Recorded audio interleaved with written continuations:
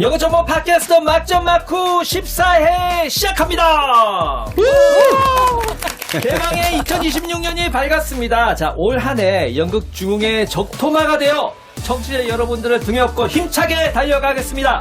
늘 막점 마쿠와 함께 해주시기 바랍니다. 자, 오늘 함께 이야기 나누실 우리 든든한 적토마들 소개하겠습니다. 먼저 전국 방방곡곡 누리는 연극 전도사 이세 모셨습니다. 새해 복 많이 받으세요. 이쌤입니다. 예, 감사합니다. 자, 그리고 이분과 함께 있으면 난방비 전략됩니다. 예. 한겨울의 진가를 발휘하는 따뜻한 배우 남세 모셨습니다. 난방비가 절약된다고요? 네, 안녕하세요. 남쌤입니다. 오랜만에 뵙겠습니다. 올 한 해 적토마처럼 한번 달려보겠습니다. 예, 감사합니다. 자, 올해 저 개인적으로 구독자를 1000명으로 목표를 잡았어요. 선생님들, 이 구독자가 사실 우리 방송의 생명 아닙니까? 이 구독자 1000명 계획, 어떤 구상을 가지고 계신가요? 지금 몇 명이에요? 뭐, 밝히지 않겠습니다. 너무 큰 목표 같긴 한데, 예. 사실 쉽지 않은 문제이긴 한데, 제가 지금까지 해오고 들어온 바로는 좀 우리가 좀 쉽게 얘기해야 된다, 접근을. 예, 맞습니다. 청자들이 좀 쉽게 들을 수 있게 좀 우리가 얘기를 해야 되지 않을까 하는 생각을 합니다. 그리고 또 모시는 분들 얘기를 더 많이 들어야겠다. 우리가 더 많이 얘기하지 말고 모시는 분들의 얘기를 더 많이 들어야겠다 하는 생각을 했습니다. 네. 네, 감사합니다. 예, 이쌤은 어떻게 전략을 가지고 계신가요? 저는 1000명이 아니라 10,000명을 계산합니다. 10,000명! 야, 예, 꿈은 좋습니다. 원대하게. 예. 그리고 어쨌든 저희들이 우리 연극에 대한 애정을 갖고 이렇게 몸부림치고 있으니까 언젠가는 호응이 있지 않을까요? 그걸 믿고 열심히 달려보겠습니다. 예, 좋습니다. 예. 말도 줄이고요. 예. 말은 줄이고 재미는 늘리고. 예, 좋습니다. 자, 저희 막점 마쿠는 월간 웹진 오늘의 서울 연극에서 제작하고 있습니다. 홈페이지 ttis.kr 방문해서 무료 구독을 신청해 주십시오. 막점 마쿠 1부는 제작진과 함께 공연 얘기를 나눈 시간입니다.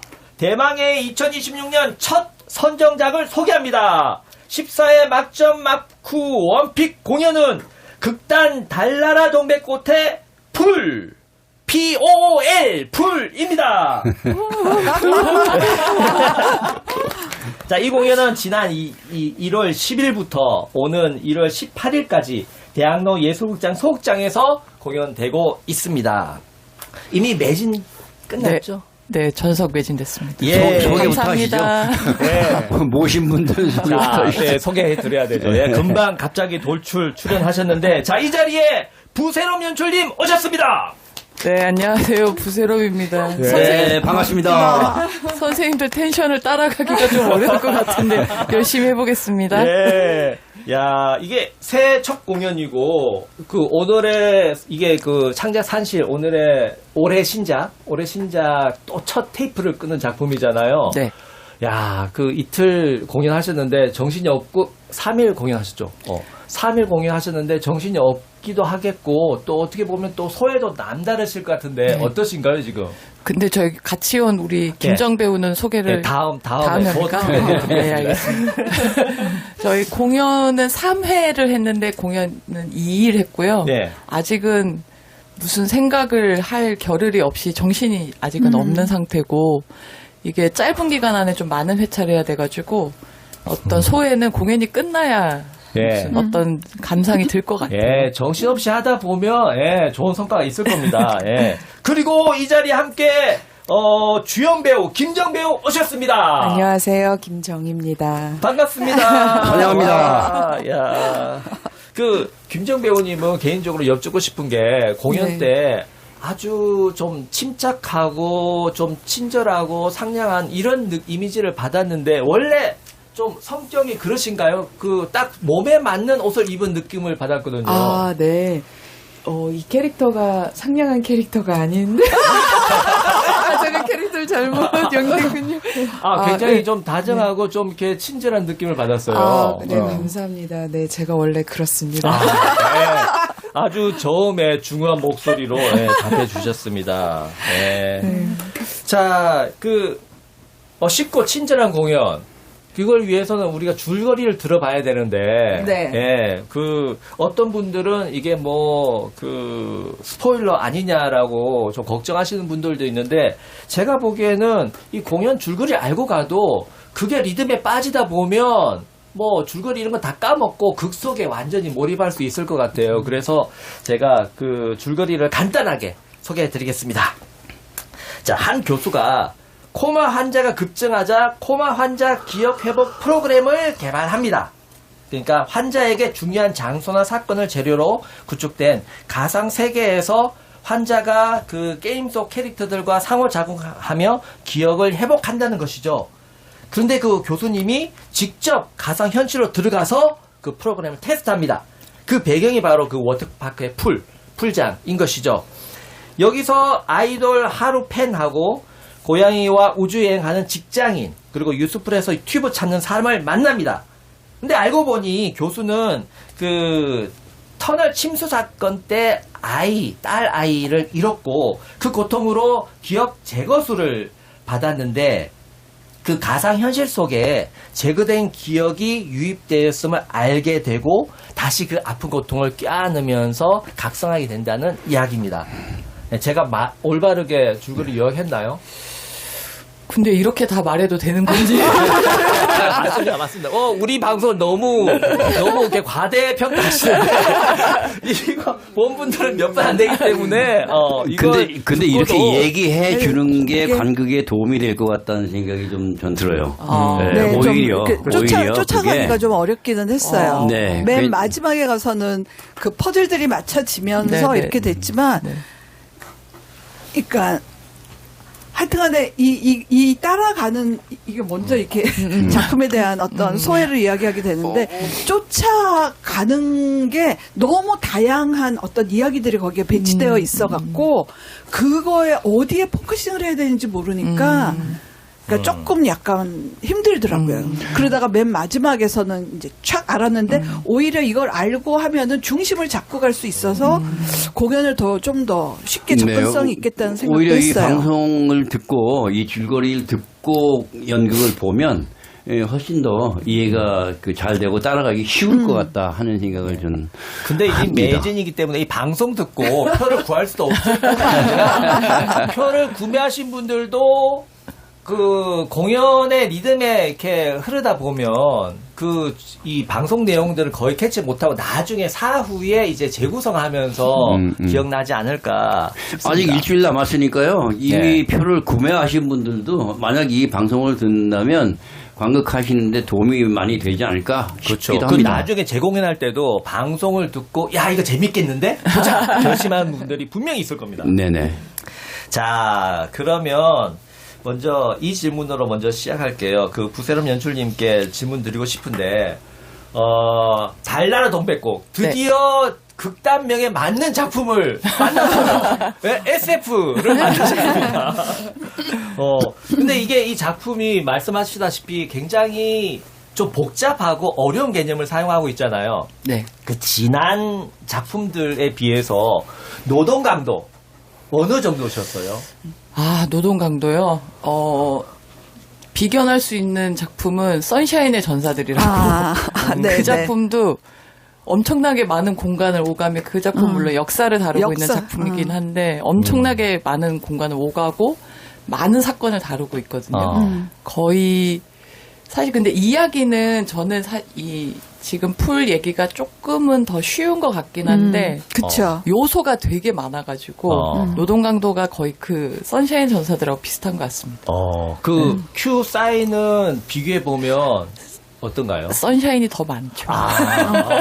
그거는 근현대사를 완전 관통하는 이야기이고 수많은 사람들이 등장하기 때문에 맞아요. 시공간도 바뀌고 네. 근데 풀도 만만치 않게 많은데 좀 단순화하기도 했어요. 셋업 기간이 부족해가지고 큐를 처음에 할 때부터 조금 너무 복잡하게 안 하려고 많이 정리를 하면서 했습니다.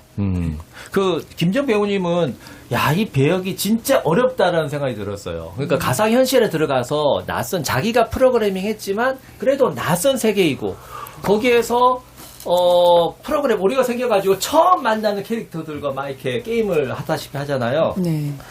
그리고 중간중간에 뭔가 풀어갈 듯 하면 또 그 무대의 장면은 연구소로 가버리고 조수들이 이야기하고 그 중간중간을 오가면서 감정을 잡고 어떤 새로운 발견을 해 나가는 게 네.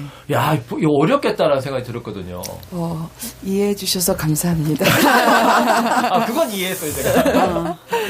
근데 저는 하면서 많이 어렵다는 생각은 사실 하지는 않았습니다. 왜냐하면 배우들이 저에게 충분히 많은 자극을 주기 때문에 같이 하는 배우들이 그 배우들한테 집중을 하다 보면 어느새 그냥 이렇게 극이 잘 쓰여져 있어서 잘 흘러가고 있다라고 느껴서 저는 그냥 다른 배우들을 너무 흔한 말인데요. 다른 배우들을 믿고 작품을 믿고 그냥 거기에 몸을 이렇게 실어서 가고 있어서 유스프레 두두 떠다니듯이. 네, 맞아요. 그렇게 하고 있습니다.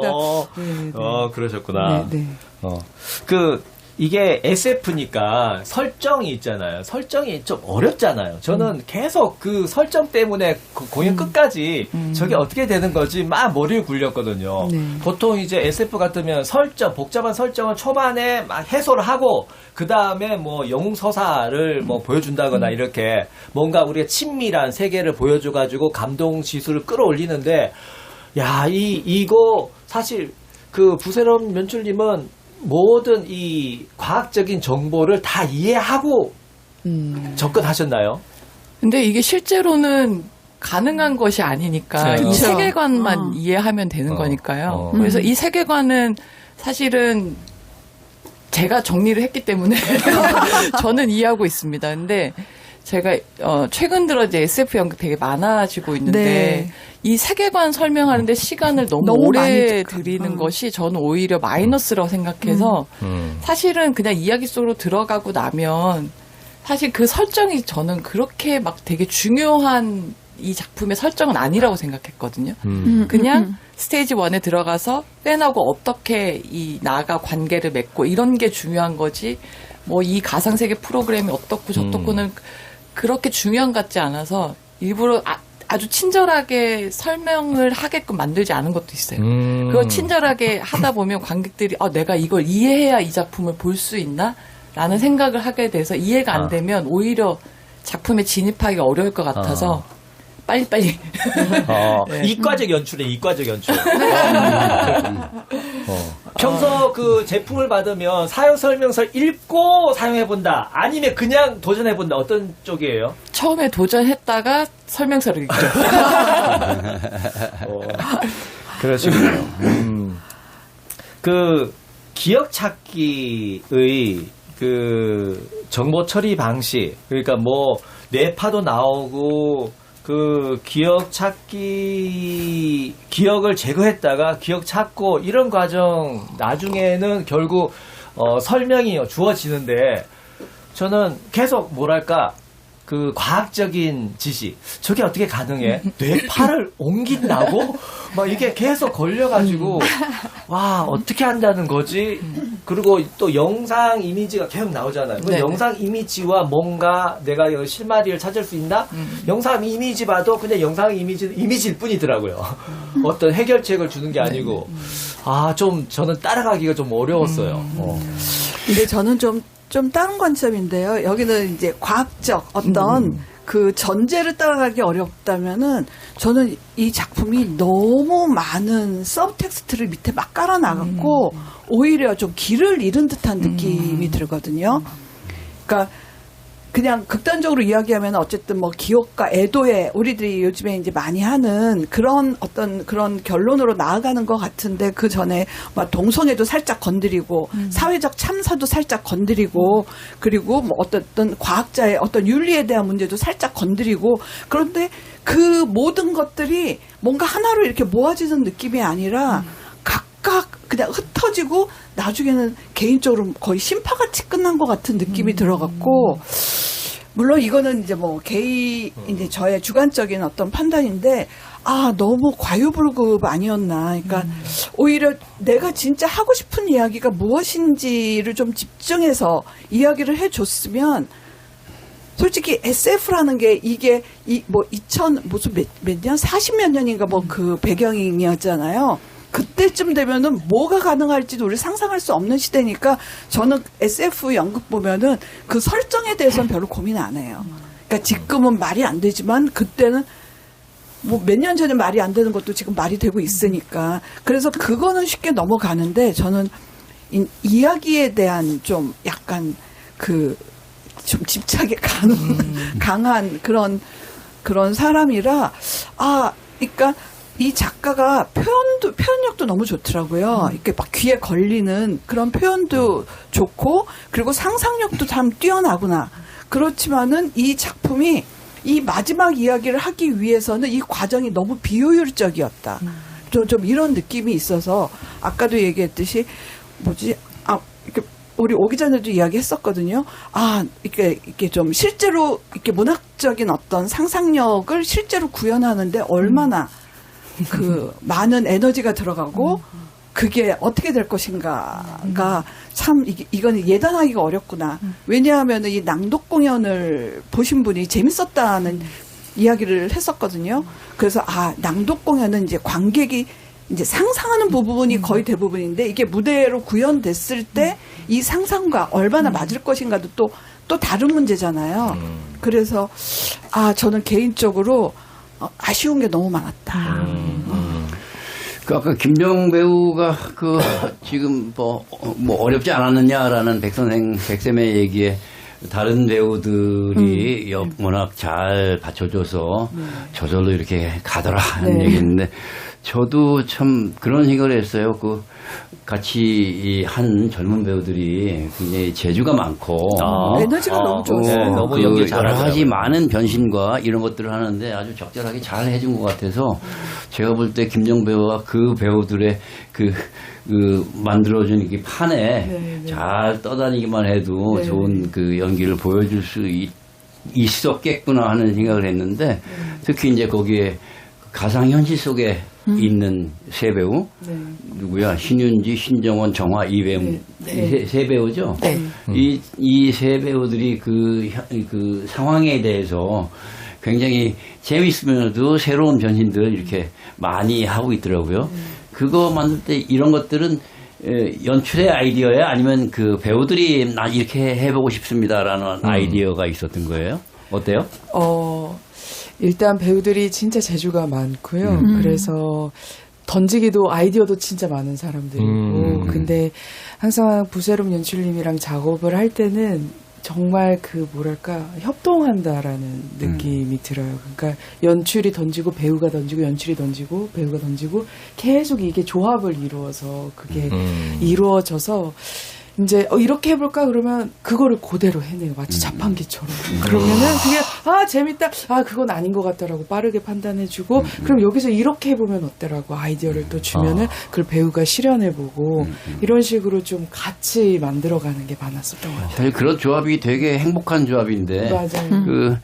연출가가 자기 이 생각을 너무 고집을 부린다든지 아니면 배우도 마찬가지인 경우가 있어요. 거기서 그거를 이 조합하는 과정 이런 것들이 굉장히 지난한 과정인데 한쪽에서 이해 납득이 안 되는데도 고집을 연출이 부린다든지 그 반대로 납득할 수 없는 거를 배우가 고집을 부린다든지 이게 조합하기가 되게 쉽지 않거든요.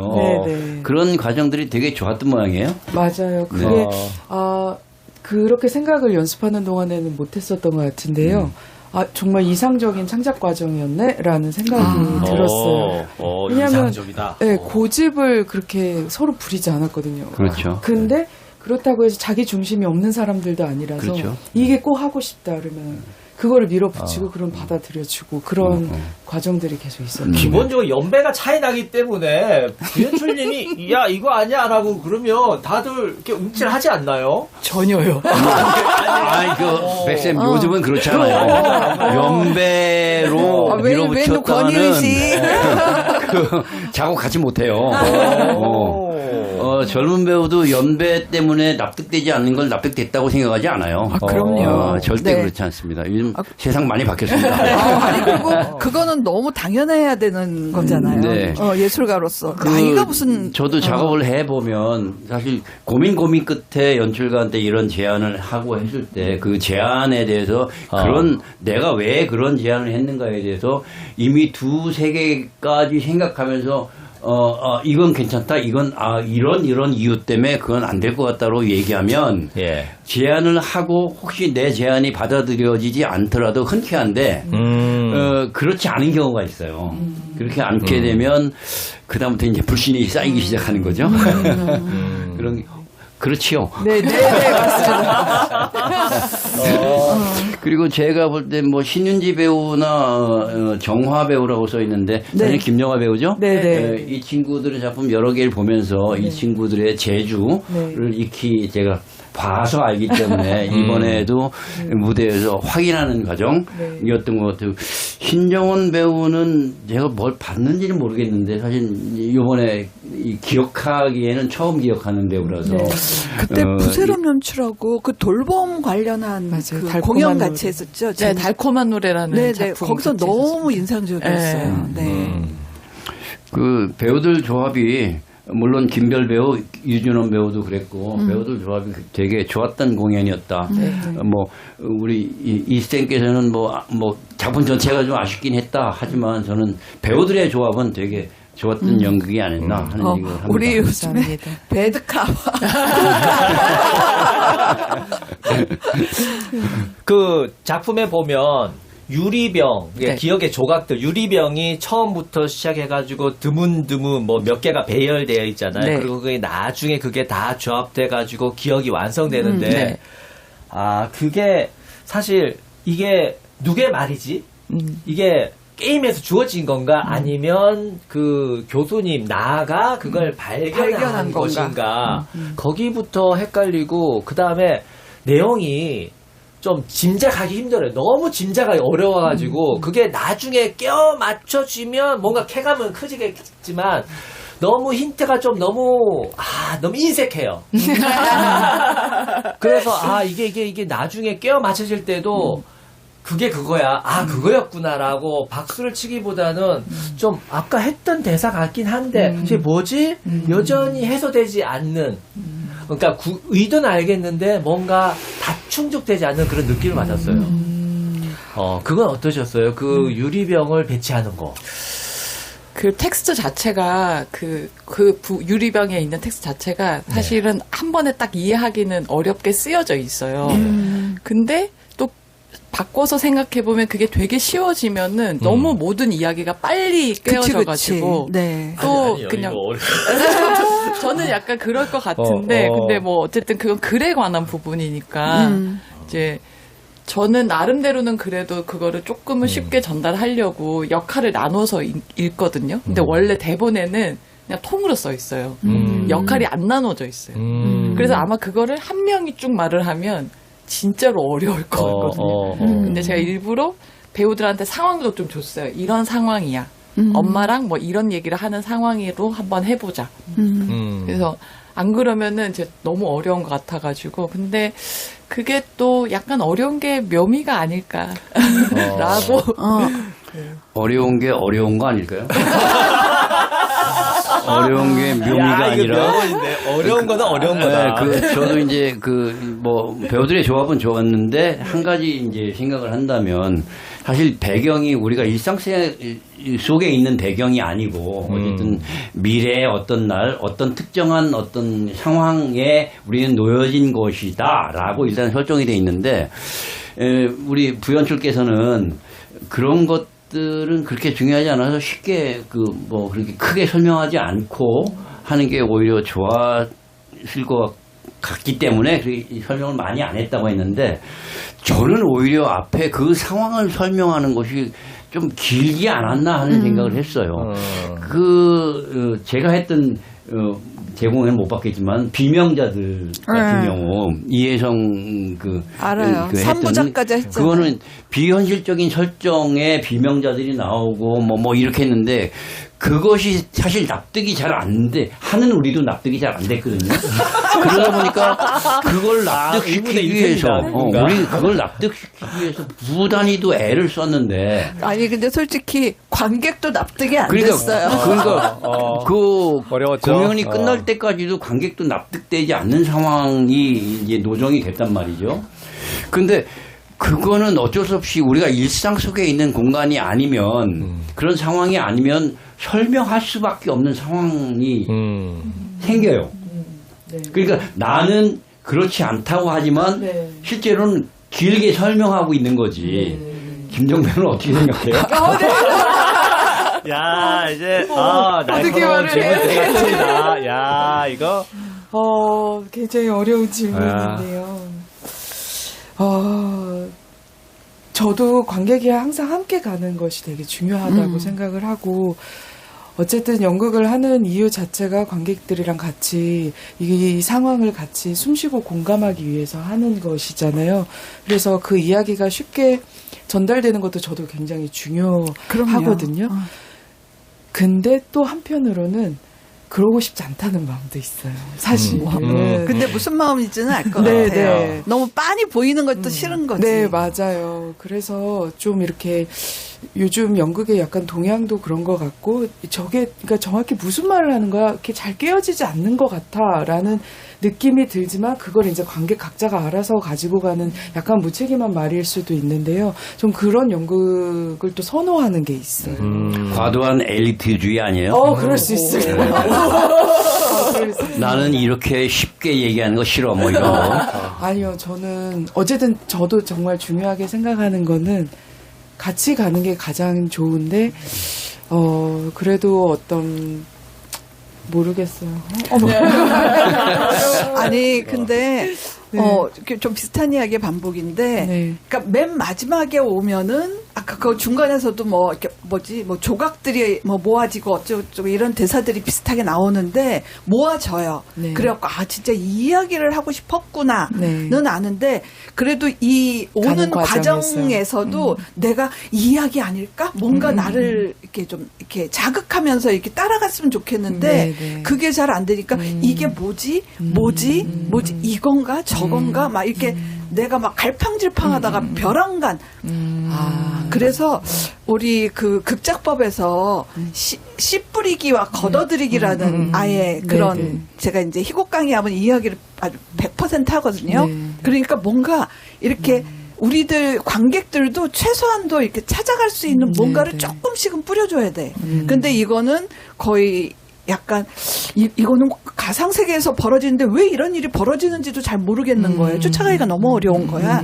나중에 보니까 딸의 이야기와 연계돼 있었구나. 이거는 아는데. 네네. 그래서 조금 뭔가 이런 좀 여지가 있었으면은 그 중간이 훨씬 재밌게 따라가지지 않았을까 하는 생각을 하시는 거겠죠. 저는. 근데 보면 그 작가가 정말 저는 정말 미래가 촉망되는 저도. 정말 작가라고 생각하는데, 회고해보면 그런 것들이 다 있긴 있어요.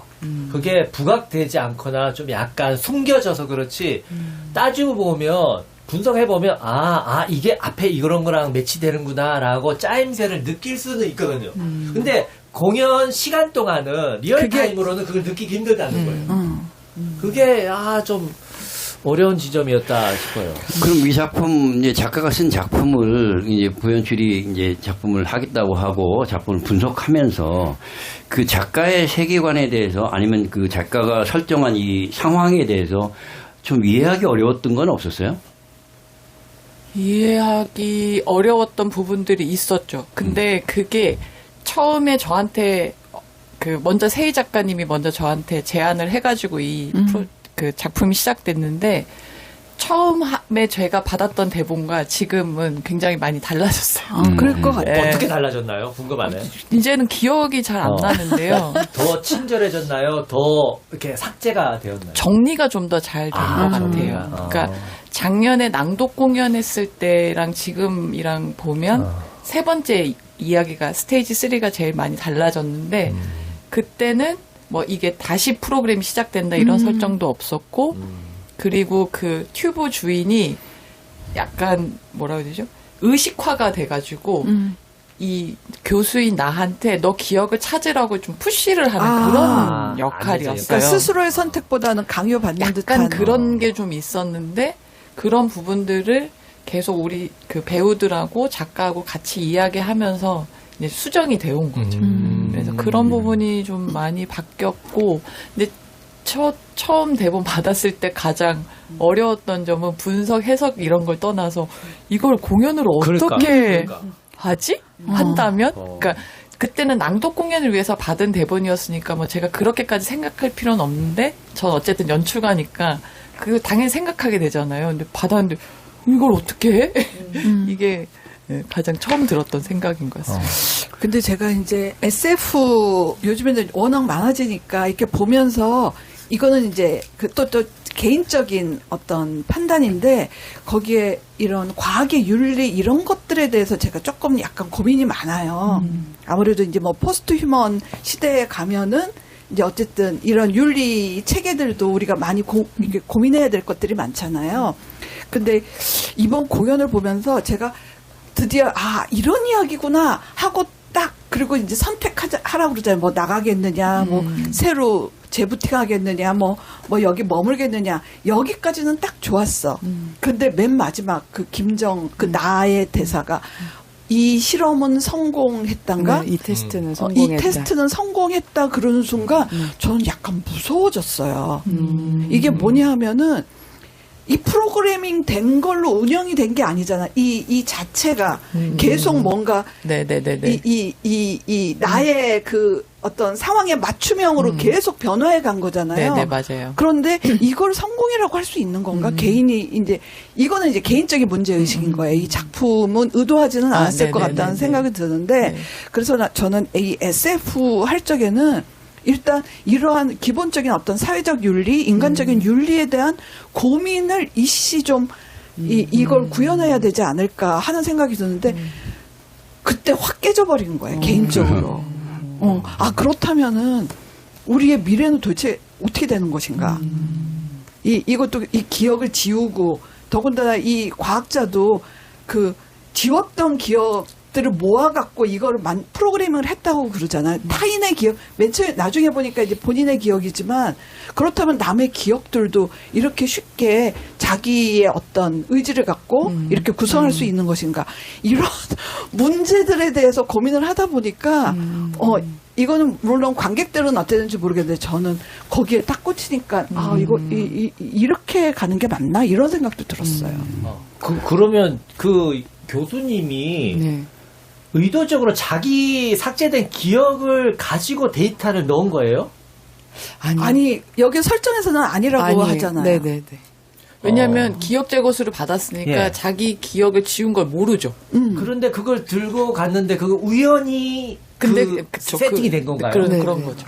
근데 우연이라는 게 어디 있겠어요. 저는 이 프로그래밍이 벼랑과 막 통제도 안 됐잖아요. 네네네. 그 밖에서 하던 벼랑과 뭐 끝내라 막 이랬는데도 꺼지지도 않고 네, 막 맞아요. 그러니까 이 프로그래밍이 저는 어떤 식으로 받아들였냐면은 자체적으로 이 인물의 맞춤형으로 구성을 해버린 것처럼 AI 네. 알고리즘으로 뜨게끔, 그러니까 이 사람, 이 캐릭터에 맞는 프로그램이 이렇게 찾아져-가지고 들어간 거네요. 네.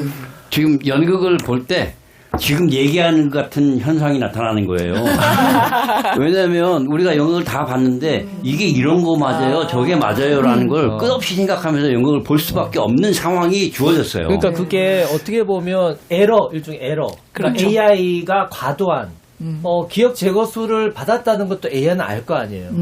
그 기억자에게 다시 기억을 주입하는 것이 이 사람에게 어떤 충격과 고통을 줄지도 알거나 혹은 그걸 전혀 모르거나.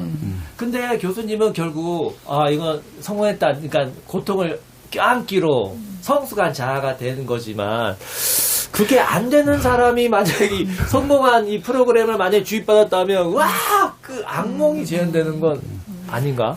지금 부대름 연출은 이런 설정을 특별히 뭐 길게 설명할 필요가 없다고 생각해서 그렇게 안 했다고 했는데 그 이유 때문에 그런 건지 아니면 설명했음에도 불구하고 이게 지금 설정이 헷갈리는 건지는 잘 모르겠는데 어쨌든 이런 특별한 설정을 가지고 있는 연극은 설명하지 않을 수가 없어요.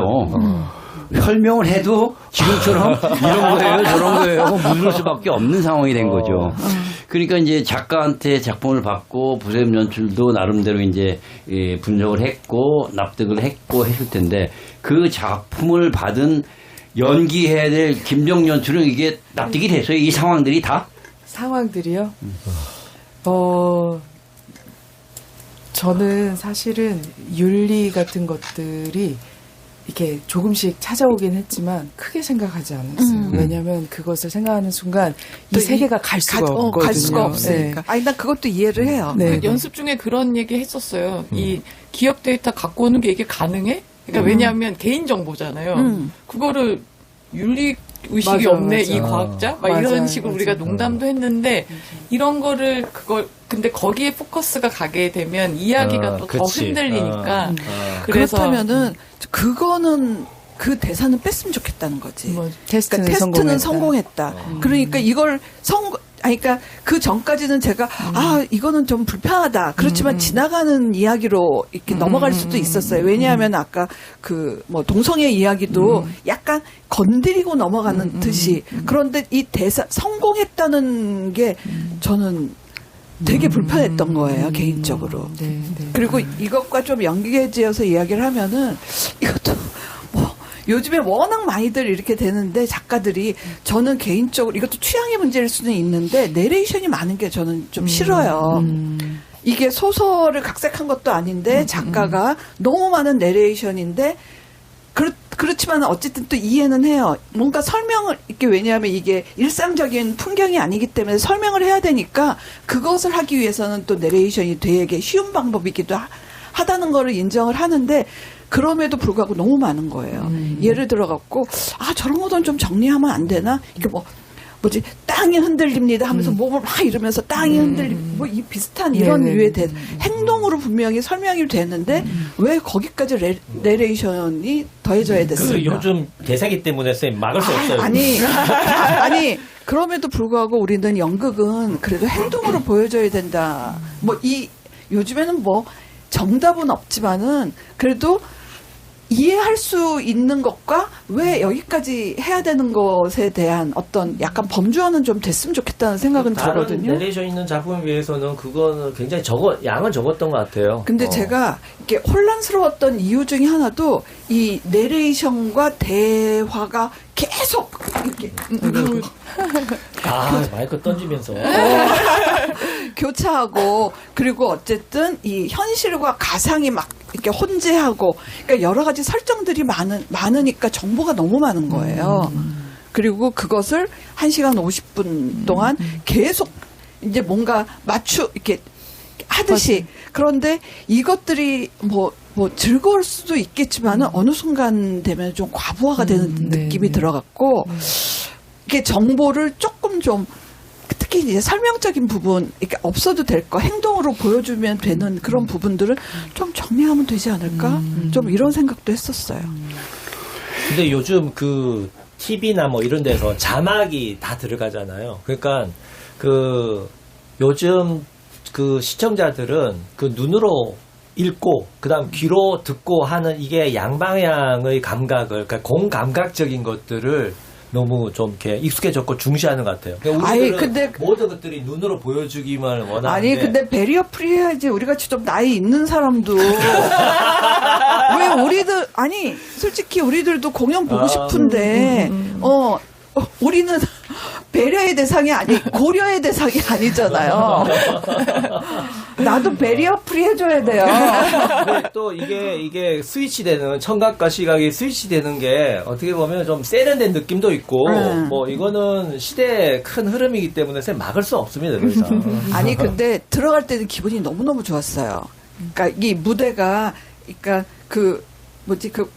그러니까 리플렛 이렇게 보니까 가상세계 저는 공연 보러 가기 전에 미리 막 이런 거 안 하고 가거든요. 네네. 그러면 이렇게 선입견이 만들어지니까. 근데 무대에 들어가니까 이렇게 입구 같은 데로 들어가갖고 완전히 어떤 세계 속에 있는 듯한 그런 느낌이 들어서 이거는 되게 의도를 갖고 만든 거구나. 그리고 더군다나 풀처럼 이 사다리. 사다리도 있고 그리고 이쪽은 가상과 현실 세계를 이런 식으로 그러니까 무대도 너무 세련되고 그리고 배우들도 이미 다 저는 공연을 해서 되게 기대하는 배우들이고 그래갖고 솔직히 올해 되게 주목작일 것 같은데 이러면서 되게 기대를 더군다나 김정 배우도 나오고 애정하는 그랬는데 이제 공연이 시작되면서 점점 과부하가 걸리기 시작을 하고 맨 마지막에 이제 이런 이야기였구나 했는데 제가 요즘에 고민이 되게 많았던 그 부분을 건드리고 나니까 나올 적에 되게 불편한 거예요. 저는 또 놀란 게 뭐냐면, 제 바로 옆에, 제가 거의 중앙에 앉았는데, 제 바로 옆에 관객이, 한라산 올라가는 무렵, 그러니까 너의 음악을 듣고 난 위로를 받았고, 이런 대사를 하는 그 지점, 그 무렵부터 계속 훌쩍이는 거예요. 울지 않던가요? 훌쩍이면서 공연 끝까지 계속 훌쩍이었어요. 그걸 보면서, 내가 놓친 게 있나? 이분은 알았는데, 나는 뭔가 놓친 게 있나? 뭐지?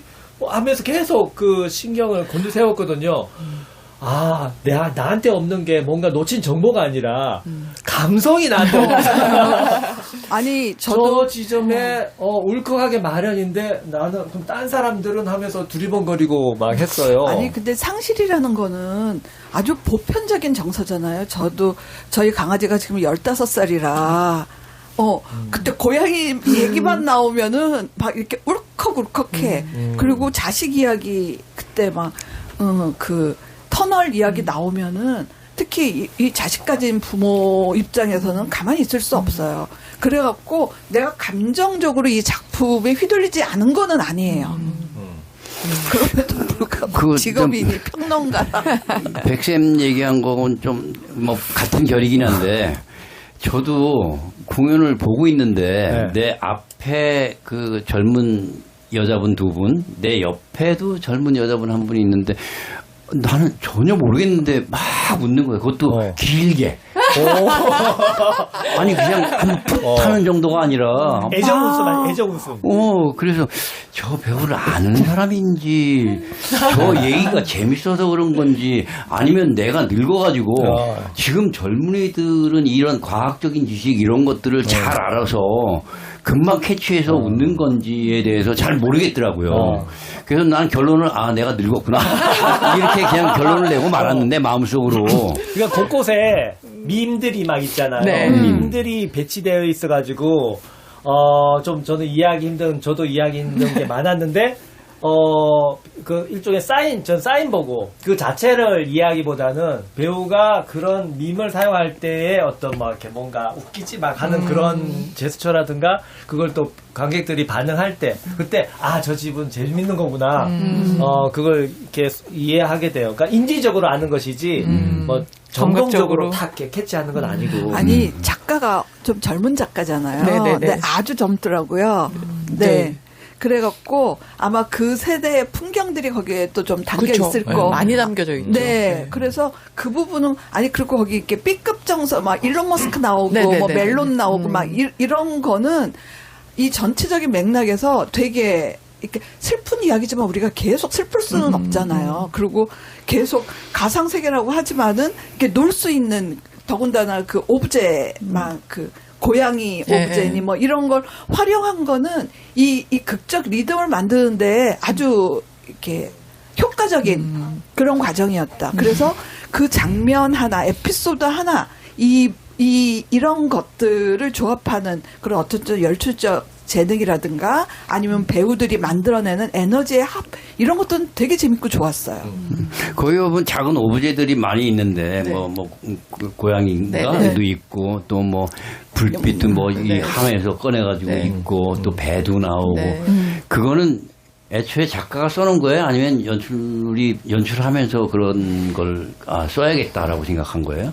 유리병이라고만 나와 있고요. 그런데 이제 그 유리병을 어떤 디자인으로 할지는 여기 이제 근데 저랑 우리 배우들하고 같이 뭐 아이디어도 같이 내고 뭐 이렇게 만든 그랬을 것 같아요. 그렇죠. 작가는 그냥 자기가 생각해서 그냥 무책임하게 써놓거든요. 그러니까 대본에는 고양이가 실제로 나오지도 않고 하루가 실제로 나오지도 않는데 그거를 다 그냥 독백처럼 나와 있거든요. 근데 그거를 이제 장면으로 만든 거죠. 그걸 계속 이야기를 들려주는 걸로만 장면을 갈 수가 없으니까. 그쵸. 네, 그래서 그러니까 이게 굉장히 어려운 그러니까 이게 작가는 그냥 자기 상상으로 쓰면 사실 무대 구현할 때 연출가와 배우들은 그거를 어떻게 구현할 것인가에 대한 그런 고민이 되게 많거든요. 특히 그건 그건 작가의 일인가요? 연출의 일이지. 아니 물론 그렇지. 특히 이것처럼 가상 현실 속의 어떤 것들 이런 걸 할 때는 더더욱이 힘들지. 그 작가의 상상을 무대에 구현한다는 게 정말로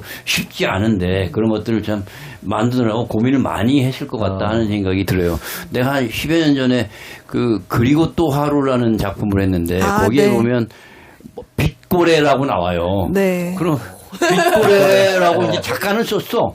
그런데 무대에서 빛고래를 보여주든지 뭘 해야 되는데 거기에 대한 고민을 엄청나게 많이 한 거죠.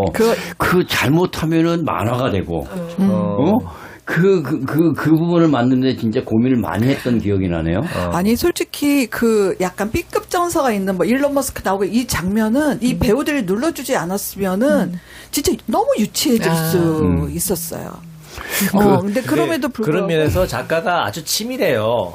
그러니까 놀 수 있는 장난감 다 줬다니까요. 같은 장난감은 다 주고 뭐 무책임할 수도 있지만 이건 여기부터는 너희들이 일이야. 나는 상상력에 마당을 깔아줄게. 아니 근데 그게 워낙 작가하고 연출 그 배우들이 같이 만드는 거잖아요. 작가가 만드는 게 아니고. 그렇죠. 같이 만드는 거죠. 그러니까 상상력으로 던져놓으면 거기 채우는 거는 그렇죠. 네. 저희가 해야죠. 저는 아까 이제 배우들의 조합과 그런 어떤 얘기 참 좋았다 하는 얘기를 했는데 그럼에도 불구하고 재밌게 봤는데 그럼에도 불구하고 뒤에 가서 좀 너무 허망하더라고. 이런 얘기들 우리가 알 수 없는 그런 상황 속에서 이게 무슨 얘기야? 이게 어떤 상황이야? NCT? MPC. MPC 1, 2, 3 하는데 이 사람들은 도대체 뭔 얘기야? 하면서 그거를 설정을 이제 이해하려고 따라가다 한참을 갔는데 나중에 보니까 김정 배우가 한 박사의 과거에 아이를 잃어버린 그 기억들 그걸로 결론이 맺어지더라고. 그래서 아니 이 얘기를 들으려고 지금 1시간 반을 갖다가 이렇게 어렵게 이렇게 따라왔단 말이야 하면서 참 난 그 결론이 너무 허망해서 아니 근데 이거는 근데 이게 나중에 그거구나라고 아는 순간 기억의 그 퍼즐들이 자자자 맞춰지는 쾌감을 느끼셨어야죠. 아니 근데 그 쾌감보다 이거 너무 허망한데? 이 얘기를 하려고 우리가 알 수 없는 설정을 갖다가 막 이렇게 1시간 반을 한 다음에 이 얘기를 했다고? 아니 근데 저도 이거는 아까도 제가 얘기했듯이 이 이야기를 하기에는 이게 너무 비효율적인 과정을 거쳐왔다 이야기한 게 거의 표현은 다르지만 똑같은 이야기였던 것 같아요. 그러니까 어떻게 본다면은 그 마지막 이야기는 우리가 흔히 우리 현실에서 더군다나 이 사회적 재난이 너무 많으니까 작가가 왜 이 작품을 쓰고 싶었는지도 좀 이해가 됐어요. 마지막에 와갖고. 그리고 너무 많은 이야기들이 있으니까 앞에서 좀 다르게 풀어보고 싶은 그런 욕망. 이거는 작가니까 당연하고 그 상상력도 저는 인정하고 앞으로가 기대된다. 이렇게 하지만 이 이야기를 하는 그 과정에 들인 수고에 비해서 이야기는 너무 더 뻔한 이야기였다. 좀 이런 느낌이라는 거죠. 마지막에 허망했다고는 얘기는 했지만 그래도 난 이 연극을 보면서 배우들이 무대 위에서 이렇게 잘 노는 모습들 이런 것만 보는 것만으로도 이 작품에 충분한 가치가 있다. 저는 그렇게 생각을 했습니다. 저는 그 망고 이야기 자체만은 그것만 똑 떼어놔도 재미있다라는 생각이 들었어요. 그 설정도 그렇고 우주선 타고 이렇게 날아가는 것도 그렇고 그 소품들도 너무 귀여운 그 소품들로 고양이가 등장하지 않으면서 고양이보다 훨씬 더 귀여운 소품이 등장한다는 거 사랑스러웠어요. 아니 그 각각의 에피소드는 되게 흥미롭고 되게 유쾌했어요. 그게 이제 제가 알기로는 세희 작가님이 단막으로 먼저 따로따로 쓴 작품으로 알고 있어요. 그러니까 스테이지 3는 물론 많이 바뀌었지만 앞에 두 이야기는 단막으로 쓴 이야기가 있는데 제가 들은 얘기입니다. 자기가 어느 날 이걸 봤더니 아 이게 다 상실을 다루고 있네 해서 요거를 하나로의 작품으로 엮어봐야겠다라고 생각을 하면서 이 작품이 이렇게 만들어진 걸로 쓰여진 걸로 알고 있는데요. 그래서 아마 각각 그 이야기 자체가 되게 재미있지 않았을까 싶습니다. 김정 배우는 그 몇 년 전에 마른 돼지 네, 네. 그거 공연했었죠? 네, 네. 마른 돼지하고 이거하고 완전히 이제 성격이 다른 작품인데 네. 어떤 작품이 더 네. 개인적으로는 더 좋아요? 아 지금 연출 앞에도 그런 말을 시키는데 아니 그리고 나 개인적으로 선생님, 궁금해서. 아니 선생님 지금 공연 중이에요. 끝난 다음에는 아니 그거는 지금 다시 하는 공연이 아니니까. 아니 개인적으로 어떤 성향이냐? 그때 그러니까 그 제가 배우로서 운이 좋다라고 느끼는 것 중에 하나는 제가 나이를 계속 먹으면서 저의 정서도 바뀌고 저라는 사람이 관심 갖는 것도 계속 달라지잖아요. 근데 마른 돼지를 할 때는 그 당시에 저한테 맞는 게 왔었던 것 같아요. 그리고 풀은 지금의 저에게 맞는 게 온 것 같아요. 제가 만약에 마른 돼지를 할 당시에 풀을 만났으면 지금처럼 이렇게 하지 못했을 것 같거든요. 지금 저는 마른 돼지 절대 못 하거든요. 그게 역할이 17, 8살이기도 하고 그래서 그 당시에 마른 돼지를 했을 때에 제가 조금 꽂혀 있었던 거는 뭐라고 하든 세상 사람들이 뭐라고 하든 내가 맞다라고 생각하는 거 내 마음에 진짜인 거를 밀고 나간다. 거기에 가까운 거였어가지고 그거에 참 맞는 작품이어서 그 당시에 그게 좋았었고 그 생각은 변함이 없는데 제가 좀 이제 나이를 먹으면서 그 상실과 슬픔에 대해서 너무 많이 느끼게 되는 것 같아요. 그래서 정말 나이를 먹으면 왜 바람만 불어도 눈물이 난다고 하는지를 진짜 알게 됐거든요. 나는 문제네. 나이가 더 들었는데도 눈물이 안 나니. 그래서 저의 지금 이 시기에 이 작품을 만나서 저는 지금 이 시기는 풀이 더 좋습니다. 야 역시 배우는 배우다. 어느 누구 손도 들어주지 않고 아니 야, 그리고 완벽한 답을 하셨어요. 아니 그 배우의 입장에서는 어쨌든 그 인물을 무대에 구현해야 되는데 그 인물이 이해 못하거나 뭐 싫어하거나 그러면 어떻게 구현이 되겠어요. 맞아요. 그러니까 자기 체면도 필요할 것 맞아요, 같아. 맞아요. 나는 이 인물을 잘 알아. 네, 뭐 이런 맞아요. 그 저는 이 연대기를 따져보면 딸이 15살 때 사고를 당하니까 엄마는 최소 40 이상이고 그게 또 몇 년 전 뭐 이혼도 하고 기억 재고술도 받고 이런 기간 연구 기간 이런 걸 다 합치면 한 50대는 되어야 되겠다. 네. 그런데 너무 앳돼 보이시니까 네. 그 딸의 엄마라는 것을 좀 받아들이기 쉽지 않았고 또 맨 마지막에 그 모든 상처, 네. 딸과의 사랑도 그다음에 딸과의 그런 아픈 기억도 그게 동시에 몰려왔을 텐데 그 엄마가 좀 정서적으로 좀 뭔가 좀 했어야 되지 않을까? 그냥 이 프로젝트는 성공했다. 뭐 이렇게 그냥 끝내기에는 뭔가 좀 아쉬웠어요. 네. 뭔가 좀 이렇게 뭔가 남지 않았어요? 남지 않았는 뭔가 맞나요? 더 해소돼야 돼. 무대에서 뭔가 더 해소돼야 돼. 네. 발언이 더 주어지거나 네. 뭔가 이렇게 쏟아냈어야 되는 게 아닐까. 근데 저는 반대예요. 네. 아니 이거는 무슨 정답을 주려는 게 아니고 더군다나 뭐 나갈래 뭐 이런 질문도 던지고 있는데 이 나라는 캐릭터의 모든 상황과 감정이 어땠는지는 우리는 상상이 되잖아요. 네, 그러니까 기억까지 지웠을 거야. 네, 네. 근데 거기에 이게 돌아오고 나서 뭐 솔직히 나는 그거는 빼야 된다고 생각을 하지만은 뭔가 이렇게 그냥 압축적인 한마디 정도지 거기서 감정을 풀어내는 거는 네. 오히려 사족이 될 거라고 네. 저는 생각을 엄마의 합니다. 목소리가 들어가야 되지 않을까요? 엄마의 목소리는 이미 감정적으로 다 표현이 됐고 전제로도 표현이 됐어요. 왜 기억을 지워? 그러니까 머리로는 이해되는데 이제 누구 관계가 생각하시고 정서적인 접촉이 뭔가 일어나야 되지 않을까라는 거죠. 좀 다른 얘기인데 옛날에 내가 부세럼 연출의 작품을 보고 써놓은 게 하나 있었어. 다른 작품이에요. 그때 무슨 얘기인지는 잘 모르겠는데 이상하게 집중된다. 이렇게 써놓은 것 같아요. 내가 한 10여 년 전에 본 작품에 그게 아르코 소극장이었던 것 같은데 뭐 무슨 얘기인지는 잘 모르겠는데 이상하게 집중되는 부세롬 이렇게 내가 써놓은 것 같은데 이 작품도 좀 그런 면이 있어요. 뭐 처음에 좀 헷갈리기도 하고 뭔가는 잘 모르겠는데 어쨌든 이렇게 계속 집중하게 만드는 알 수 없는 뭔가가 있는 게 그 부세롬 연출의 작품이었던 것 같은데 그런 노하우가 있는 거예요. 좋은 말씀. 너무 연출로서 굉장히 기분이 너무 좋네요. 근데 이제 알 수 없는 데에 방점이 찍힌 건지 집중된 데에 방점이 찍힌 건지 잘 모르겠어요. 그 얘기는 안 할게요. 아프게 쓰다듬은 것인지 저는 칭찬만 듣겠습니다. 그 작품을 이게 연출을 할 때 뭔가 집중하게 하는 알 수 없지만 집중하게 하는 어떤 것이 있는 것 같은데 그런 생각은 안 해봤죠?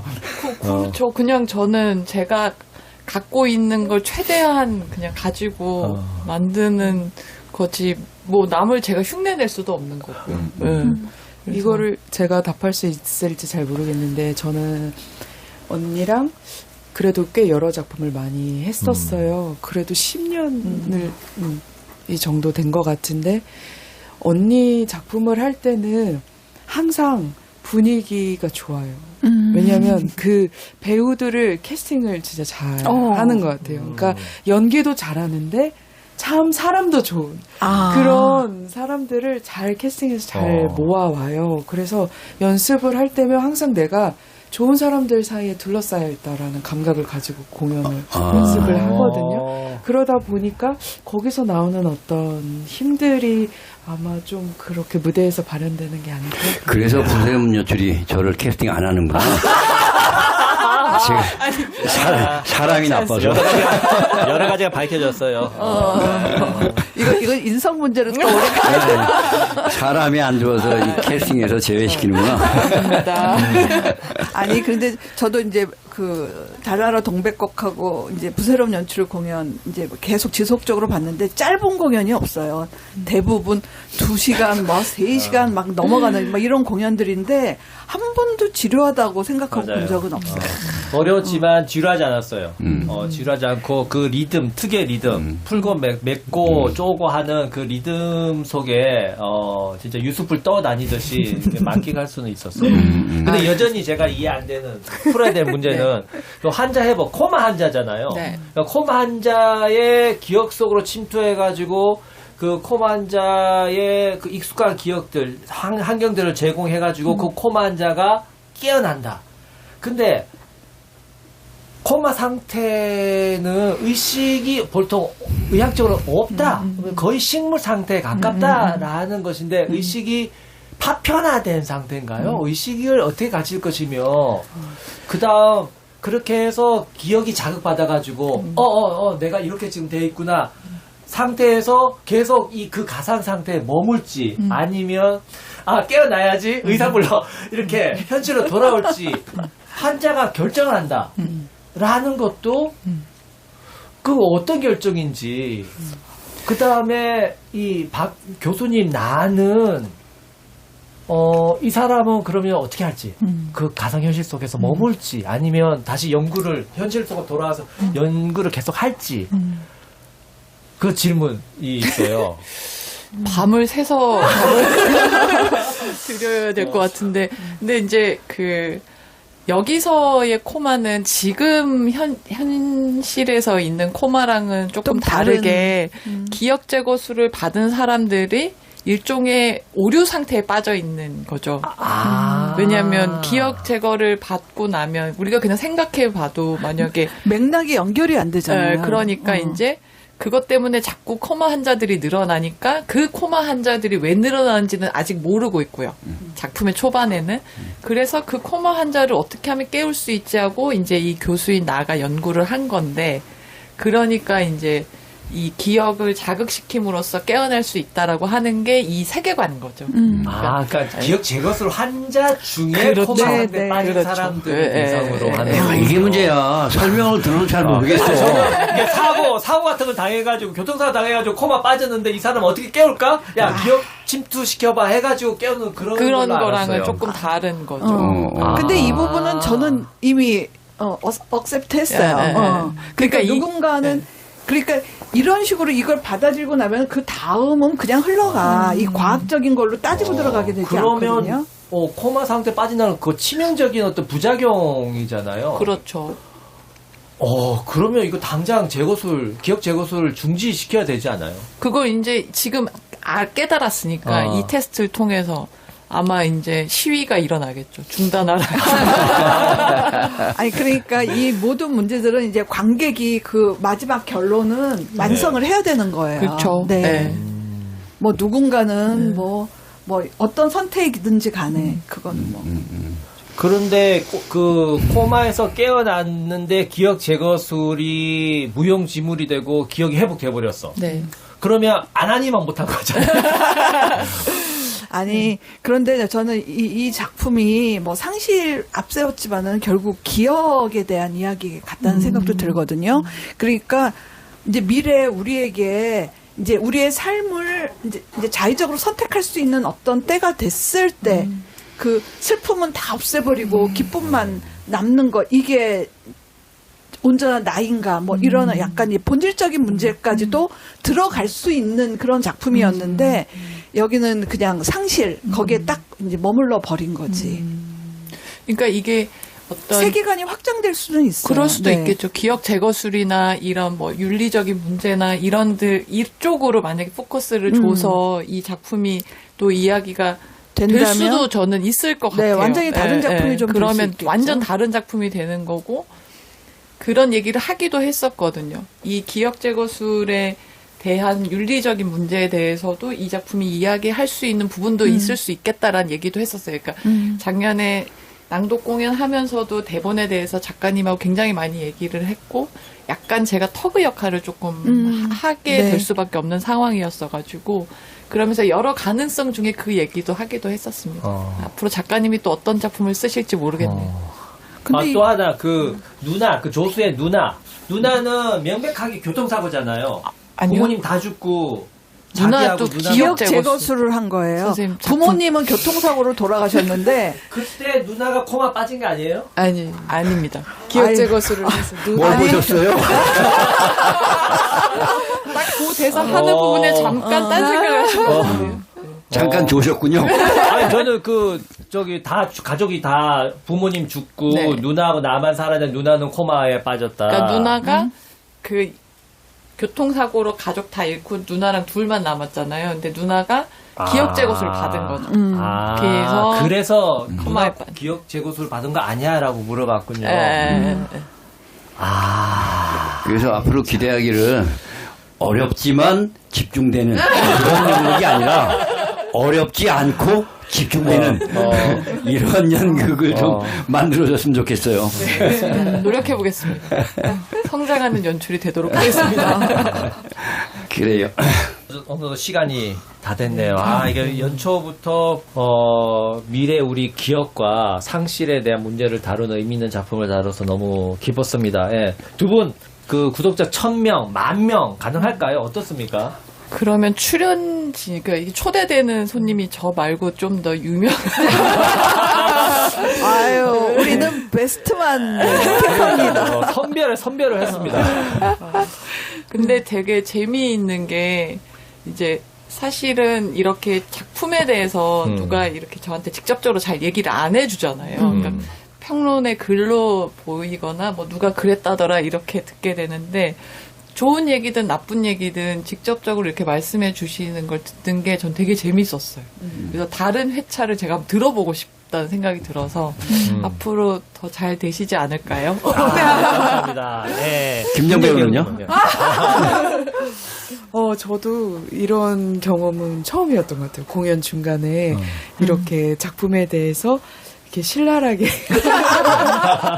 이야기를 들은 게 처음인데 이렇게 납득되는 부분들도 되게 많고 이렇게 들으면서 다음에 기회가 있겠다. 그러면 그때는 어떤 식으로 좀 수정을 해보면은 좋겠구나라는 정말 더 발전적인 방향으로 생각이 돼서 되게 좋았고요. 저도 계속 듣고 싶어요. 감사합니다. 네, 바로 좋아요 구독해 주세요. 부탁드려요. 그렇습니다. 그리고 그 김정 배우님은 팬도 많을 테니까 우리 팬들도 구독 꼭 해주시기 바랍니다. 왜냐면 이게 구독자 수가 늘어야 이렇게 알고리즘을 타가지고 확 확장될 수 있거든요. 이렇게 확장되면 많은 사람들이 이 방송을 보고 공연을 봐야 되겠다. 야, 춥다고 안방에만 있으면 안 되는구나. 공연 봐야 되겠다. 이런 동기부여가 될 수 있으니까.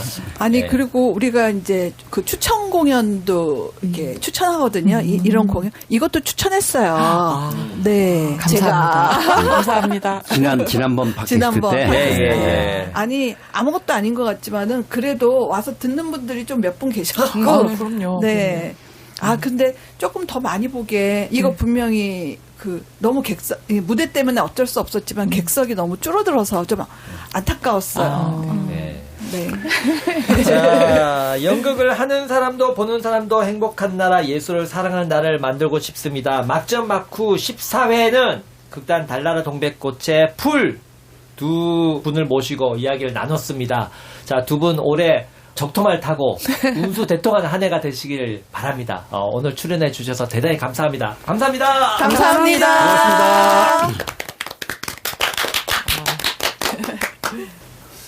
막전 막후 14회 2부는 추천 공연 시간입니다. 선생님, 연초 첫 공연 뭘로 보면 될까요?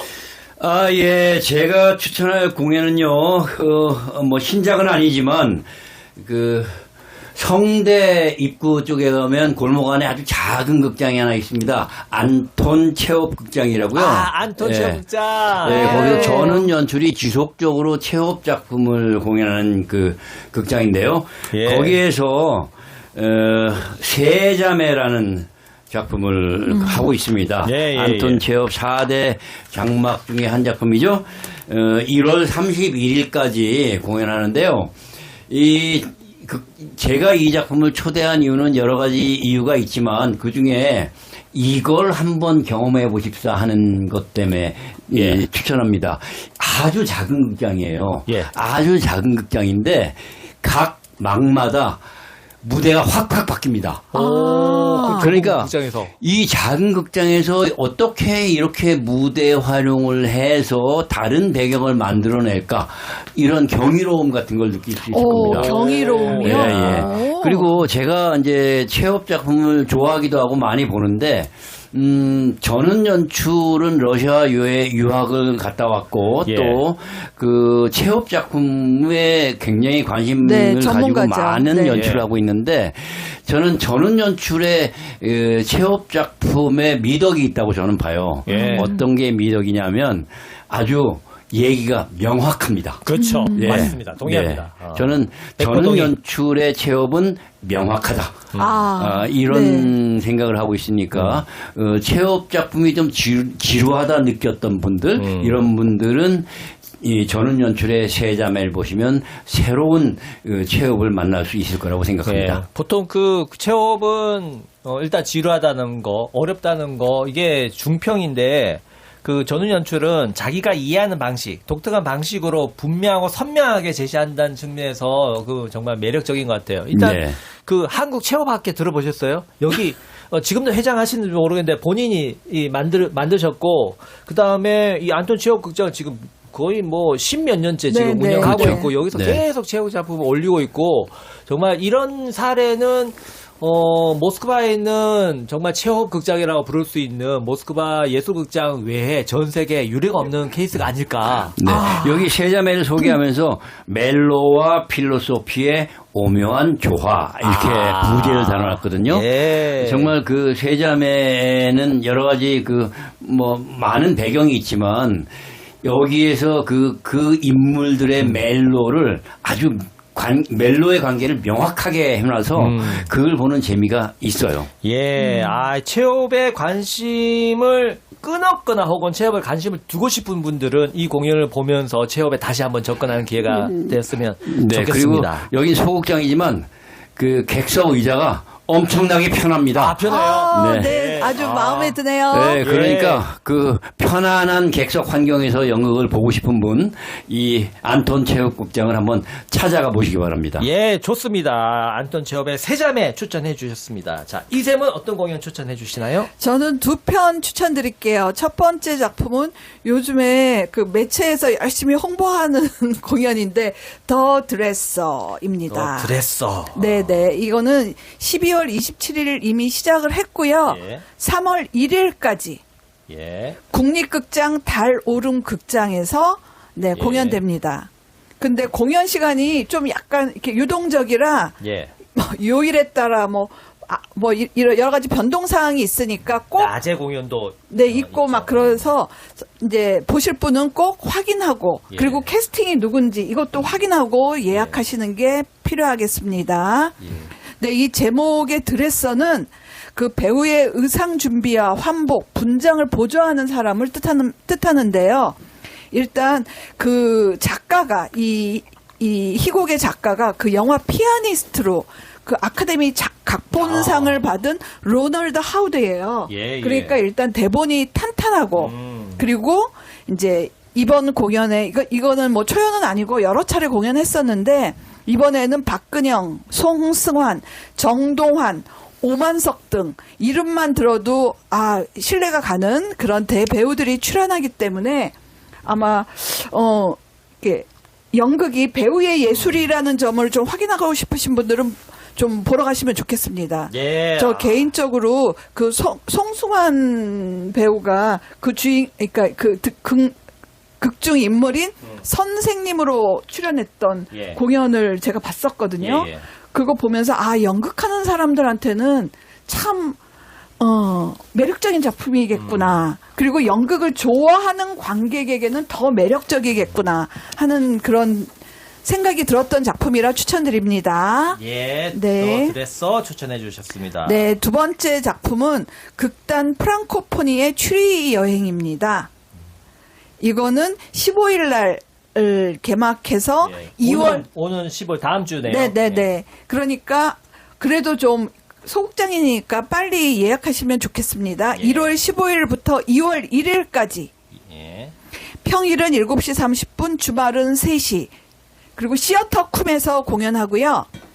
그리고 이 극단 프랑코포니는 이미 그 단체 이름에서도 아시겠지만은 동시대 불어권 작가의 우수한 그런 희곡을 아주 따끈따끈한 희곡을 번역해서 공연하는 극단이에요. 그렇죠. 여기가 네. 유럽인가 싶을 네, 정도로 네, 따끈따끈한 네. 공연들 가져옵니다. 이번 작품도 2022년에 아카데미 프랑세즈로부터 에밀 오제르상을 수상한 수작이라고 합니다. 예. 그리고 이거는 삶의 존엄과 죽음의 자유 사이의 긴장을 감정의 리듬으로 그려내면서 집중된 감정을 묘사하는 데 탁월하다는 그런 평을 받았다고 합니다. 오, 프랑스에서 인정받은 작품이군요. 네네네. 저는 잘 모르는 작가지만 아마 되게 핫한 작가인가 봐요. 네. 장분우와 파트리코라는 작가의 작품입니다. 이 내용은 간단하게 말씀드리면 불치병을 앓는 유명한 배우 플로랑스는 연명치료를 받는 대신 존엄사하기로 결정하고 스위스 취리로 지인들과 떠나는 그 과정에서 도대체 그 어떻게 죽을 것인가, 어떻게 살아왔는가에 대한 질문을 던지는 되게 이렇게 묵직한 작품인 것 같습니다. 그건 예. 제가 이제 출연하고 있는 작품이라서 네, 잠깐 까치로. 부연하자면 네. 지금 보면은 이제 이 존엄사를 선택한 사람이 어떻게 죽을 것인가에만 마치 포커스가 있는 것처럼 보이지만 사실은 그 존엄사를 결정한 사람과 그 사람의 주변에 있는 사람들의 심리, 네. 상처 이런 것들이 잘 표현되어 있습니다. 그렇죠. 주변 사람들한테도 충격이고 그럼요. 나름대로 아픔일 수밖에 없겠죠. 네. 좀 이렇게 좀 이렇게 중년 이상의 관객들도 좀 보셨으면 좋겠는 그런 생각이 드네요. 아무래도 이제는 우리가 삶뿐만 아니라 죽음에 대해서도 좀 성찰해야 되는 그런 시대이기 때문에 네, 그래서 존엄사 관련한 소재의 작품 추천드렸습니다. 추리 여행. 이 작품은 그 배경을 살짝 얘기하자면 실제로 어떤 유명한 프랑스 여배우가 그렇게 선택해서 조력 자살로 그 뭐 생을 마감했다고 하더라고요. 그 얘기를 모티브로 해서 프랑스 작가가 이 작품을 썼다고 합니다. 더 리얼리티도 있겠군요. 네. 예. 아무튼 이 조력사에 관한 관심이 높아지고 있고 인간에 대한 어떤 새로운 이해가 더 심화되고 있는 시기입니다. 여러분들에게 많은 시사점을 줄 수 있는 작품이라고 생각합니다. 자, 이렇게 2부 순서도 마치도록 하겠습니다. 2026년 서막이 올랐습니다. 여러분들 인생 공연을 어쩌면 올해 만날 수도 있고 어쩌면 1월 달에 또 만날 수도 있습니다, 여러분. 그걸 생각하면 이렇게 춥다고 이렇게 아랫목에만 앉아 있을 수 없습니다. 여러분, 공연과 함께 대망의 2026년을 한번 달려보시는 것은 어떻습니까? 여러분들과 함께 하겠습니다. 자, 막점 받고 싶다. 이렇게 마치도록 하겠습니다. 감사합니다. 감사합니다.